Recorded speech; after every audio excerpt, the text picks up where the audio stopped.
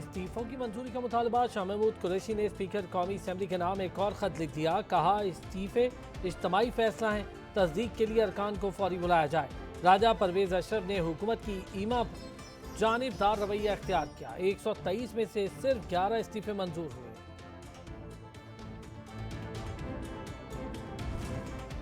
मुस्ताफी अरकान की तनख्वाहें अप्रैल से मुअत्तल हैं। हुकूमत ने अदालत में गलत बयानी की।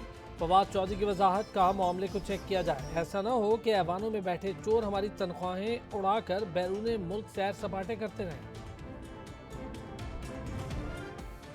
सियासत में हरफ आखिर कुछ नहीं, सियासत से बालातर होकर रियासती मफाद में फैसला करना होगा। सदर मुमलिकत डॉक्टर आरिफ अलवी की वज़ीर आला पंजाब परवेज इलाही से मुलाकात में गुफ्तगू। मुआशी सूरत हाल पर इज़हार तशवीश, सियासी सूरत हाल पर भी तबादला ख्याल।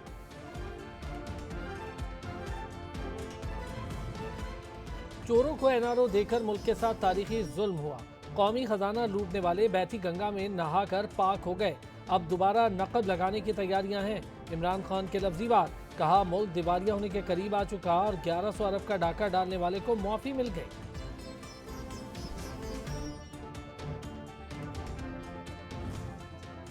तलाल चौधरी ने तोशाखाना केस को मुल्क की तारीख का सबसे बड़ा स्कैंडल करार दे दिया। कहा पहले मुरीद चोर निकला था, अब मुर्शद भी चोर निकली। 6 अरब मालियत के तहफ़ की कीमत 3 करोड़ लगवाई गई। जो शख्स अपने ही बच्चों की मालूमात छुपा सकता है उससे कुछ बईद नहीं। बनी गाला पर छापा मारा जाए तो न जाने क्या क्या बरामद होगा।